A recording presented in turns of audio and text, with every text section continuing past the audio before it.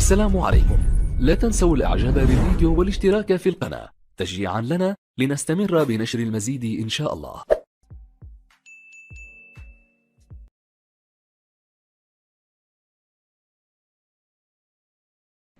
السلام عليكم ورحمة الله وبركاته. اللهم صل وسلم وبارك على سيدنا محمد وعلى آله وأصحابه أجمعين. ازيكم يا حبايبي، عاملين ايه؟ معلش انا اتأخرت عليكم بالفيديوهات، بقالي فترة ما نزلتش فيديوهات، فقلت انزل لكم بالفيديو الجميل ده. رموز جميلة ومبشرة بالخير بإذن الله علينا وعليكم بإذن الله. أول رمز يا جماعة هو البحر. رؤية البحر، لما تشوف البحر يكون هادي وانت واقفة فيه والمية صافية ومفيش موجة ومش مية عكرة، وانت واقفة وشايفة ده، بيبقى خير ورزق عايد عليكي او عايد عليك. زواج للبنت اللي هي العزباء، نجاح لطالب، لان البحر في رزق من جميع الانواع والاشكال، فربنا بيعطيك الرزق في كل حاجة. فده رؤية البحر يا جماعة.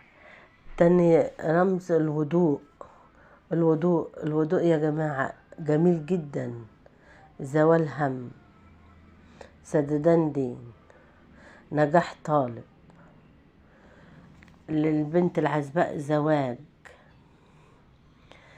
سددان ديون، زوال هم ومشاكل. الوضوء ده يا جماعة ودل على قضاء حاجة بتتمناها، نويت الوضوء ربنا هيقضيلك الشيء اللي انت بتتمنيه بإذن الله.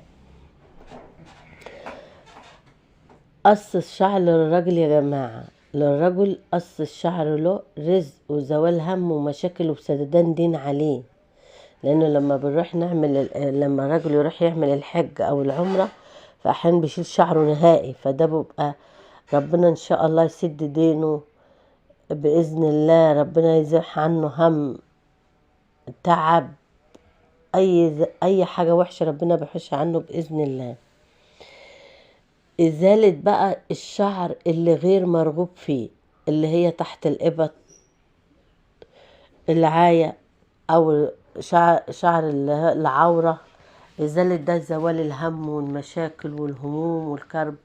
وللبنت بقى العزباء زواج لها او خطوبة، ازالة الشعر دي. طيب ايه تاني يا جماعة؟ رؤية العيش يا جماعة. العيش دل على العيشة، بقدر جمال العيش اللي انت بتجيبيه بقدر جمال الرزق اللي عايد عليكي والخير اللي عايد عليكي بإذن الله. التمر يا جماعة، رؤية التمر البلح، أكبر رزق ورزق دايم ورزق على طول بإذن الله. فدي الرموز دي يا جماعة، أنا قلت أقول كم رمز كده ليكم يبشركم بالخير كده والسعد والهنا بإذن الله عليكم، ويرزقنا ويرزقكم من حيث لا نحتسب. واستنوا الفيديوهات الجديدة بتاعتي بإذن الله. واللي عنده اي استفسار او اي رؤية يخش على الفيديو تحت في الكومنتات يكتب له، ان شاء الله انا هكون معاكم وهرد عليكم باذن الله. ما تنسوناش باللايك والشير وفعلوا الجرس.